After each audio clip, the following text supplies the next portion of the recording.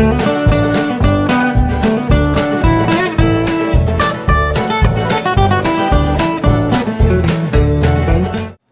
Students, chemistry की online class में आपका स्वागत है। आज का हमारा टॉपिक है फिनाल का अम्लीय व्यवहार। 12th क्लास में इस बेस पे भी क्वेश्चन आते हैं और नीट के एग्जाम में भी आते थे। बहुत ही इंपॉर्टेंट टॉपिक है। पहले हम 12th क्लास के हिसाब से पढ़ेंगे और उसके बाद देखेंगे नीट के हिसाब से थोड़े हाई लेवल पर। तो हम क्वेश्चन देखते हैं कि फिनाल का जो अम्लीय व्यवहार पे जो के टॉपिक पे जो क्वेश्चन आते हैं वो 12th में कैसे आते हैं। पहला है एल्कोहल और फिनाल में ज़्यादा अम्लीय कौन है और क्यों है। अगला, एल्कोहल और फिनाल दोनों में OH समूह पाया जाता है। फिर क्या कारण है कि एल्कोहल उदासीन है और फिनाल अम्लीय है। और थर्ड है, फिनाल के अम्लीय व्यवहार की व्याख्या कीजिए। तो इसका आंसर तो सेम रहेगा, बस पूछने का तरीका थोड़ा अलग होता है। अब हम ये देखते हैं कि अम्ल क्या होते हैं। तो ऑर्गेनिक केमिस्ट्री में हमें इस बात का एक बात सीधे थ्रू आउट याद होना चाहिए कि ऐसे अभिकर्मक या ऐसे रिएजेंट जो हाइड्रोजन पॉजिटिव को क्या करते हैं, दान करते हैं, मतलब एस पॉजिटिव को अपने में से रिलीज कर देते हैं, वो क्या कहलाते हैं, अम्ल कहलाते हैं। सेकेंड वन जो होता है वो फिनाल अम्लीय व्यवहार आखिर दर्शाता क्यों है। तो फिनाल जो अम्लीय व्यवहार दर्शाता है वो अनुनाद रेसोनेंस के कारण दर्शाता है। तो आइए अब देखते हैं कि एल्कोहल और फिनाल के OH समूह के आधार पर उनकी अम्लीयता की तुलना करते हैं। तो अब हम देखते हैं कि एल्कोहल जो होता है वो अम्लीय व्यवहार क्यों नहीं दर्शा पाता, जबकि फिनाल अम्लीय व्यवहार दर्शाता है। तो इसके लिए क्या करा है हमने, एल्कोहल का सूत्र लिख दिया ROH। अगर हम माने कि एल्कोहल जो होता है वो प्रोटॉन दान करना चाहता है, अभी आपको जस्ट इसके पहले बताया था कि जो रिएक्शन में क्या करते हैं, हाइड्रोजन पॉजिटिव दान करते हैं, मतलब प्रोटॉन को दान करते हैं, वो अम्लीय होते हैं। तो हम मान लेते हैं कि एल्कोहल जो होता है वो प्रोटॉन दान करना चाहता है। तो ROH में क्या हुआ, RO ये बन गया, इसने प्रोटॉन दान कर दिया, तो इस पर आ गया पॉजिटिव चार्ज, ये हो गया नेगेटिव। अब क्या होता है कि जो नेगेटिव है पॉजिटिव है अट्रैक्ट तो होंगे एक दूसरे की तरफ। अब ये अट्रैक्ट होंगे तो इस नेगेटिव चार्ज को अपने को पीछे कहीं बिजी करना पड़ेगा।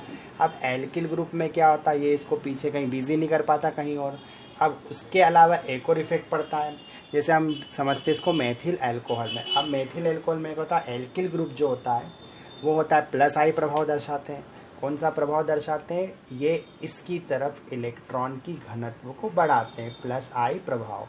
यहाँ पर क्या होता है कि इस पर इलेक्ट्रॉन की डेंसिटी बढ़ाते हैं +I प्रभाव समूह वाले। तो इससे क्या होता है, ऑक्सीजन की जो नेगेटिविटी रहती है और बढ़ती है, क्योंकि यहाँ पे इलेक्ट्रॉन का घनत्व क्या हो रहा है, बढ़ रहा है। इस वजह से इस पर ज़्यादा ऋण चार्ज आता है। अब होता क्या, इसकी नेगेटिविटी बढ़ने के कारण क्या होता है, ये हाइड्रोजन पॉजिटिव इससे दूर नहीं जाता, बल्कि वापस इसी की तरफ क्या होता, अट्रैक्ट होता है और वापस आकर ये दोनों कनेक्ट होकर फिर से ये बना देते हैं। मतलब अल्कोहल ने तो रिएक्शन में हाइड्रोजन पॉजिटिव दान कर ही नहीं पा रहा है, वो चाहे तो भी नहीं कर पा रहा है, तो इसलिए वो अम्लीय व्यवहार नहीं दर्शा पाता है। अब बात करते हैं फिनाल की। फिनाल में क्या होता है, एरिल ग्रुप के साथ OH लगा होता है, मतलब एरिल मतलब ये अपन ने बेंजीन बनाई है, ये फिनाल लिखा हुआ है। अब क्या होता है, जो एरिल समूह होता है जब वो हाइड्रोजन दान करेगा तो हाइड्रोजन पॉजिटिव के रूप में उसने क्या करा, ये हाइड्रोजन पॉजिटिव को दान करा। अब क्या होता है, आपको अभी बताया था कि फिनाल में जो होता है अम्लीय व्यवहार होता है। अब रेसोनेंस के कारण होता क्या है कि ये जो नेगेटिव चार्ज रहता है, इस नेगेटिव स्पीसीज को पीछे की तरफ, किस वजह से, अनुनाद की वजह से, अनुनाद में इसे बिजी कर लिया जाता है। अब नेगेटिव चार्ज हो गया अनुनाद करने में बिजी पीछे की तरफ। अब यहाँ पर वो हाइड्रोजन पॉजिटिव को अट्रैक्ट नहीं कर रहा है, तो हाइड्रोजन पॉजिटिव तो फ्री है ना भैया जाने के लिए, जाओ। तो ये क्या आता है, हाइड्रोजन पॉजिटिव जो रहता है वो फिर यहाँ से निकल लेता है, क्योंकि कोई नेगेटिव उसको पूछ ही नहीं रहा है। तो वो हाइड्रोजन पॉजिटिव क्या होता है, फिनाल को छोड़कर बाहर निकल आता है रिएक्शनों में, और इस तरह फिनाल अम्लीय व्यवहार दर्शाता है। इसको हम इसमें भी समझ लेते हैं कि जैसे OH ग्रुप है, अब ये रेसोनेंस है, इसने हाइड्रोजन पॉजिटिव को दान करा, हाइड्रोजन इसमें से रिलीज़ हुआ। अब ये जो नेगेटिव स्पीसीज़ हुई, अब रेसोनेंस बेंजीन की रिंग में चलेगा तो ये जाएगा अंदर की तरफ। अब ये इस रिंग में बिजी हो जाएगा। अब नेगेटिव तो यहाँ पर बिजी हो गया, तो हाइड्रोजन पॉजिटिव को कोई वापस बुलाने वाला ही नहीं, बोले भले भैया जा तो ये बोलता ठीक है मैं तो जा ही रहा हूँ, तो ये निकल लेता है रिएक्शन से बाहर। और इस तरह क्या होता है, अब फिनाल ने क्या करा, रिएक्शन में हाइड्रोजन पॉजिटिव को दान करा है, तो भैया फिनाल अम्लीय है, सो सिंपल। तो हमने ये तो समझ लिया कि फिनाल जो अम्लीय व्यवहार प्रदर्शित करता है उसका रीज़न होता है अनुनाद। अब हम वो देखते हैं कैसे होता है। जैसे हमने फिनाल का स्ट्रक्चर बनाया है, इसमें हमने बेंजीन में डबल रिंग को प्रदर्शित कर दिया है, ऑक्सीजन बना, उससे कनेक्ट करा सिंगल बॉन्ड से हाइड्रोजन, और ऑक्सीजन के लोन पेयर शो करें। अब हम देखते हैं कि रेजोनेंस होता कैसे। तो हम देखते हैं कि जो ऑक्सीजन का जो लोन पेयर होता है वो रेजोनेंस के कारण क्या होता है, कहाँ पे ट्रांसफ़र होगा। तो हम इसको बना लेते हैं। पहले ये हमने लिखा O और ये लिखा H, ये लोन पेयर बनाए इसके दो। अब क्या होता है, ये लोन पेयर जो होते हैं वो ट्रांसफ़र होते हैं कहाँ पर, बेंजीन की रिंग पर। तो यहाँ पर ट्रांसफ़र होंगे। अब जैसे वो यहाँ पर ट्रांसफ़र होंगे तो क्या होगा कि यहाँ का जो बॉन्ड होगा, यहाँ पे डबल बॉन्ड आ जाएगी, ये लोन पेयर अंदर कनेक्ट हुए, इस पर चार्ज आ जाएगा पॉजिटिव, और यहाँ का जो बॉन्ड होगा वो टूट जाएगा और ये आगे जाएगा एज इट इज़। यहाँ के बॉन्ड तो ऐसे के ऐसे हैं और यहाँ पे हो गई डबल बॉन्ड की फॉर्मेशन।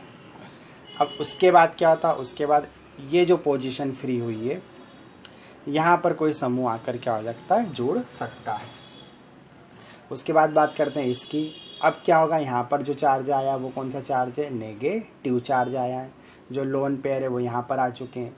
उसके बाद ये रुकेगा नहीं। अब ये जो यहाँ पे जो चार्ज आया है वो आगे की तरफ जाएगा, लोन पेयर आगे जाएंगे। आगे जाने के बाद वो इस पोजीशन पे आ जाएंगे और यहाँ पर चार्ज आ जाएगा नेगेटिव। तो अपन इसको बना देते हैं, लोन पेयर भी बना सकते हैं और नेगेटिव चार्ज लगा देते हैं। अब उससे क्या होता है कि यहाँ की जो बॉन्ड फॉर्मेशन होती है वो टूट जाती है और डबल बॉन्ड की फॉर्मेशन यहाँ पे हो जाती है। ऑक्सीजन पे तो एज इट इज ऑक्सीजन है, यहाँ पर पॉजिटिव चार्ज है, यहाँ पर लोन पेयर है और ये हाइड्रोजन से कनेक्ट है। अब यहाँ पे भी बना देते हैं, ये डबल बॉन्ड है, ये ऑक्सीजन है, ये हाइड्रोजन से कनेक्ट है और ये उसका लोन पेयर। और यहाँ पर क्या होता, अब ये जो होता है ये ऊपर की तरफ चले जाती है इस पोजीशन पे, मतलब आर्थो पे आ गई वापस से। तो हम यहाँ पे इसको शो कर देते हैं। अब डबल बॉन्ड यहाँ और यहाँ नहीं हो सकते, डबल बॉन्ड यहाँ पर होगा और यहाँ पर होगा। इस कंडीशन में यहाँ पर इलेक्ट्रॉन है, तो इस कंडीशन में यहाँ पे क्या होता है, यहाँ पर कोई स्पीसीज आकर इससे जुड़ भी सकता है, मतलब आर्थो पोजीशन पे, पैरा पोजीशन पे। उसके बाद क्या होता है, यहाँ पे भी ऑक्सीजन जो होती है वो पॉजिटिव फॉर्म में रहती है। अब उसके बाद क्या होता है, ये लोन पेयर वापस एज इट इज़ ऑक्सीजन की तरफ आ जाते हैं। इससे क्या होता है, यहाँ सिंगल बॉन्ड की फॉर्मेशन हो जाती है। ऑक्सीजन को अपना लोन पेयर वापस मिल जाता है, उसका पॉजिटिव चार्ज हट जाता है और ये हाइड्रोजन फिर से कनेक्ट है। अब हुआ क्या है, यहाँ पे जैसे यहाँ पे ऑलरेडी बॉन्ड है, यहाँ से लोन पेयर इस तरफ शिफ्ट हुए तो यहाँ पे डबल बॉन्ड की फॉर्मेशन फिर से हो जाएगी और इस तरह रेजोनेंस होता है। अब हम बात करते हैं कि फिर फिनॉल अम्लीय व्यवहार इस रेजोनेंस में दर्शा कैसे रहा है। तो हम ये तीनों स्ट्रक्चर देखते हैं, इसको हम नीचे बना लेते हैं तीनों स्ट्रक्चर को।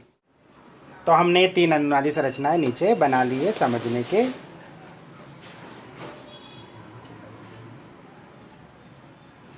तो हमने ये तीन अनुनादी संरचनाएं बना ली है नीचे समझने के लिए। अनुनादी संरचनाओं के बीच दो मुंह वाले तीर के निशान बनाए जाते हैं। फर्स्ट, सेकेंड, थर्ड, इन्हीं तीन संरचनाओं में जो होता है फिनाल अम्लीय व्यवहार दर्शाता है। हमने देखा कि यहाँ के जो इलेक्ट्रॉन थे वो यहाँ पर आ गए, यहाँ की डबल बॉन्ड की फॉर्मेशन जो थी वो टूट गई और यहाँ पे नया डबल बॉन्ड बन गया और यहाँ पर इलेक्ट्रॉन का घनत्व बढ़ गया। अब यहाँ पर ये कौन सी पोजीशन है, आर्थो पोजीशन। यहाँ पर जो पॉजिटिव चार्ज आने से क्या हुआ, OH बंध के जो सहसंयोजी इलेक्ट्रॉन थे यहाँ पे बॉन्ड होंगे तो यहाँ पर इलेक्ट्रॉन होंगे। तो ऑक्सीजन के धनावेश के कारण यहाँ के इलेक्ट्रॉन जो होते हैं वो ऑक्सीजन की तरफ अट्रैक्ट होते हैं, जिससे OH बंध जो होता है वो दुर्बल होता है। अब जब OH बंध दुर्बल होता है तो हाइड्रोजन को मौका मिल जाता है कहाँ जाने का, बाहर जाने का। तो ये जो हाइड्रोजन है ये अभिक्रिया से, इस अभिकर्मक से बाहर जाता है हाइड्रोजन पॉजिटिव के फॉर्म में। इसी तरह ये भी, यहाँ पे भी वही कंडीशन है, ऑक्सीजन पॉजिटिव है, इलेक्ट्रॉन जो होगी वो अपनी तरफ खींचेगी OH बंध के, जिससे OH बंध दुर्बल होगा और ये हाइड्रोजन जो होगा H पॉजिटिव के फॉर्म में अभिक्रिया से बाहर होगा। यहाँ भी वही होगा, सेम रीज़न। अब हम देखते हैं कि ये जो डबल बॉन्ड की फॉर्मेशन घूम रही है, इलेक्ट्रॉन का जो घनत्व है यहाँ पे लोन पेयर है, फिर ये यहाँ पर है और यहाँ पर है, मतलब नेगेटिव चार्ज यहाँ पर है, यहाँ पर है और यहाँ पर है। अब ये जो पोजीशन होती है आर्थो होती है, ये पोजीशन जो होती है पैरा होती है और ये पोजीशन जो होती है आर्थो होती है। मतलब आप समझिए कि फिनाल जब भी कोई अभिक्रिया करेगा, मतलब फिनाल की जो रिएक्शन होगी उसमें जो प्रोडक्ट बनेंगे या कंपाउंड बनेंगे वो कहाँ पर बनेंगे, आर्थो कंपाउंड बनेंगे या पैरा कंपाउंड बनेंगे। मतलब आर्थो समावयवी भी बनेंगे या पैरा समावयवी भी बनेंगे। मतलब आप जब भी फिनाल की अभिक्रिया कराओ, जैसे राइमर टीमेन अभिक्रिया हो गई, कोल्बे अभिक्रिया हो गई, उनमें जो फिनाल होगा फिनाल जो किसी भी समूह को अपने पे जोड़ेगा तो वो आर्थो पोजीशन पे जुड़ेगा आके, या फिर पेरा पोजीशन पर आकर जुड़ेगा। अब आप सोचोगे कौन सी पोजीशन पे, आर्थो और पेरा, तो दोनों में कौन प्रीफर ज़्यादा करेगा, तो आर्थो को ज़्यादा प्रीफर करेगा। क्यों? क्योंकि आर्थो जो होता है, आर्थो पोजीशन पर अगर वो कोई समूह को जोड़ता है तो वहाँ पर कंडीशन होती है अंतः अणुक हाइड्रोजन बंध की, इंट्रामॉलिक्यूलर हाइड्रोजन बंध, अंतः अणुक हाइड्रोजन बंध बनते हैं। तो कौन से बंध बनते हैं? अंतः अणुक हाइड्रोजन बंध बनते आर्थो पोजीशन पे, जिससे स्थायित्व मतलब स्टेबिलिटी क्या होती है, बढ़ती है।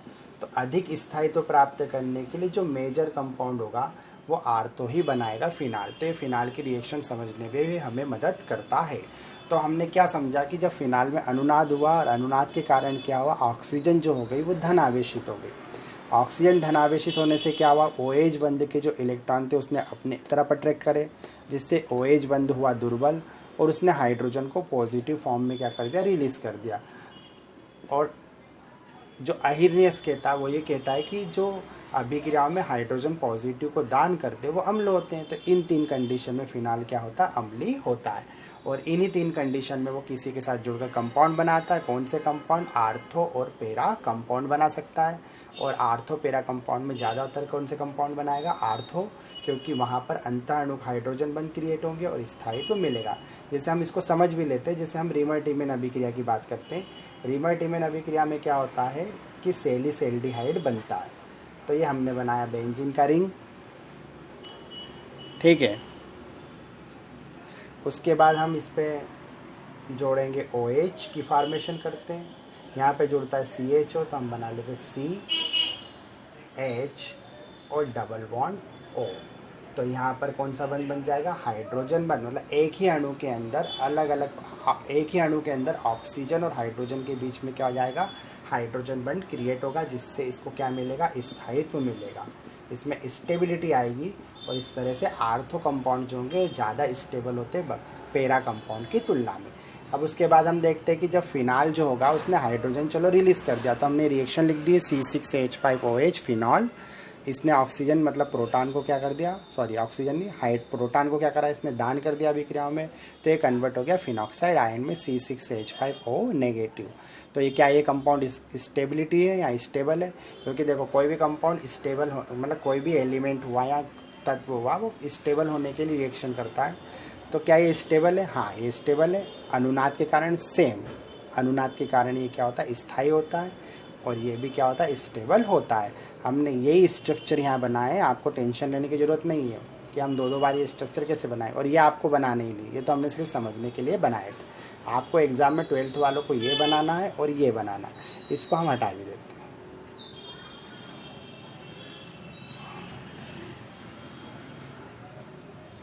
ठीक है, ये तो हमने नीट के एग्ज़ाम के लिए और हाई लेवल की रिएक्शन समझने के लिए क्या करा था कि रिएक्शन समझने के लिए हमने इसे समझा था। आपको 12th में ये बनाना है और ये बनाना है।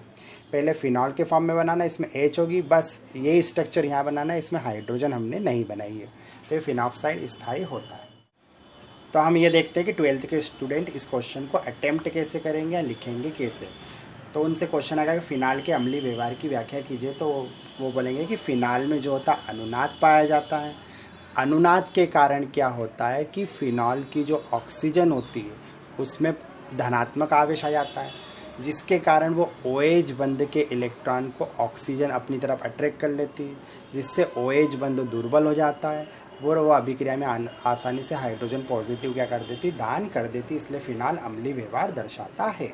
और ये अपने को क्या करना है, उसके अनुनाद की रचना बनाना है। फिर अपने को लिखना है कि प्रोटॉन दान करने के बाद बचा हुआ फिनॉक्साइड आयन भी अनुनाद के कारण स्थायित्व प्राप्त कर लेता है। और फिर हम ये स्ट्रक्चर लिख देंगे। ठीक है, अब हम कुछ और क्वेश्चन देखते हैं। तो अब हम एक और क्वेश्चन देखते हैं। कॉम्पिटिटिव एग्जाम के हिसाब से बहुत ही IMP क्वेश्चन होता है। इसमें पूछा है निम्न में से कौन अधिक अम्लीय है। तो यहाँ दिया एथिल अल्कोहल, यहाँ दिया फिनाल, यहाँ दिया ये ऑक्सीजन नहीं है, पोजीशन है आर्थो नाइट्रोफिनॉल, और ये है मेटा नाइट्रोफिनॉल। 4 ऑप्शन है। वो पूछा सबसे ज़्यादा अम्लीय कौन है। तो सबसे ज़्यादा अम्लीय कौन होगा, हम जानते हैं कि एथिल अल्कोहल और फिनाल में से तो फिनाल अम्लीय होता है, एथिल अल्कोहल तो अम्लीय व्यवहार दर्शाता नहीं है। अब उसके अलावा होता है नाइट्रो और मेटा नाइट्रो। तो हम इसकी पोजीशन भी समझ लेते हैं, हम इन तीनों को ही बना लेते हैं। तो हम बना लेते हैं फिनाल को, उसको तो बनाने की ज़रूरत ही नहीं हमको, एल्कोहल को। तो ये हमने बना दिया फिनॉल नॉर्मल वाला। अब हम इसे बना देते हैं।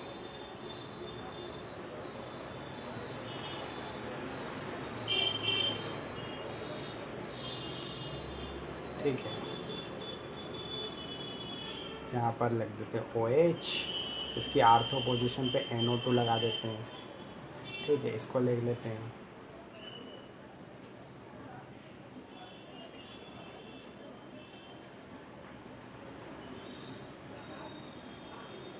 और ये लिख देते हैं OH, और इसकी मेटा पे NO2 लगा देते हैं। अगर मान लो पेरा वाला भी आता तो फिर हम इधर साइड में बना ही लेते हैं उसको भी,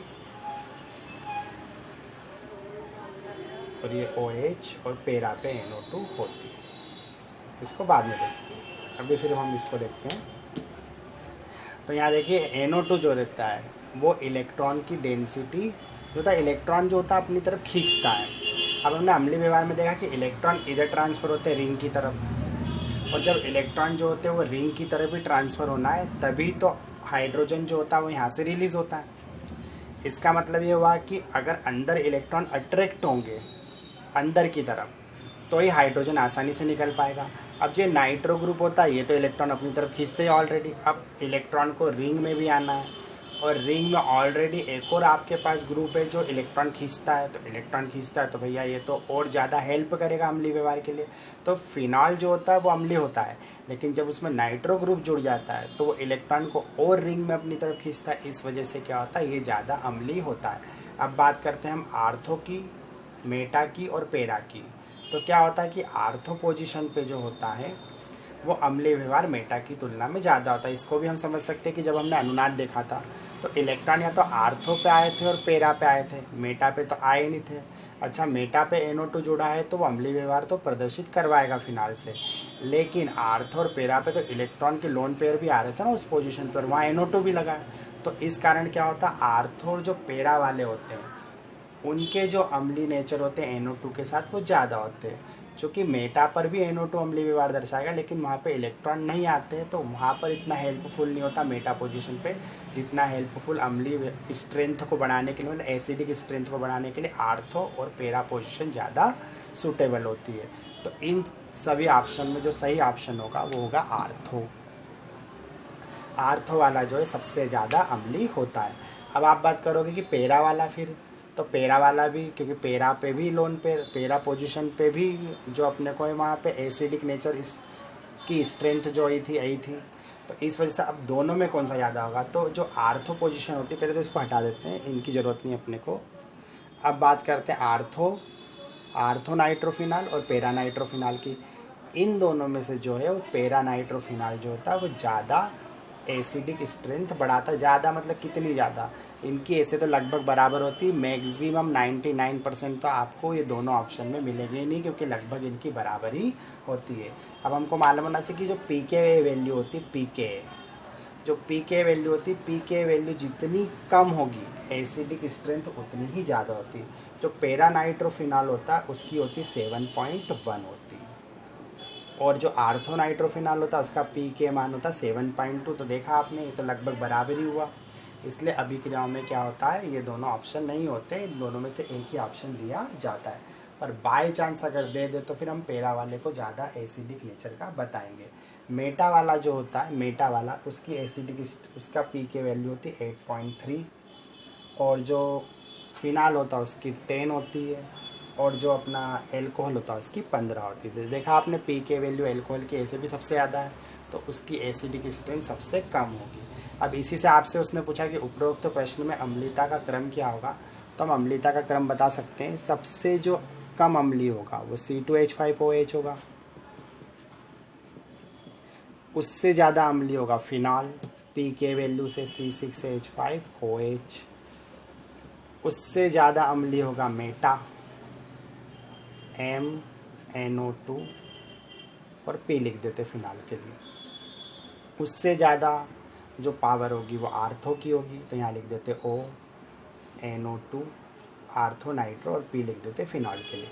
और सबसे ज़्यादा जो एसिडिक नेचर होगा वो किसका होगा, पैरा का, यहाँ लिख देते PNO2P, पैरा नाइट्रोफिनॉल।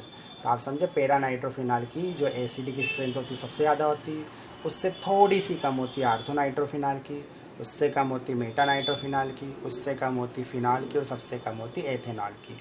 एथेनॉल की सबसे कम, उससे ज़्यादा फिनॉल की, उससे ज़्यादा मेटा नाइट्रोफिनॉल की, उससे ज़्यादा आर्थोनाइट्रोफिनॉल की, और सबसे ज़्यादा पैरा नाइट्रोफिनॉल की। तो ये भी आपको याद रखना चाहिए। और एक से एक क्वेश्चन और बन जाएगा कि पी के वैल्यू जो रहती है वो जिसकी कम होगी उसकी अम्लीय शक्ति ज़्यादा होती है। ठीक है, ओके।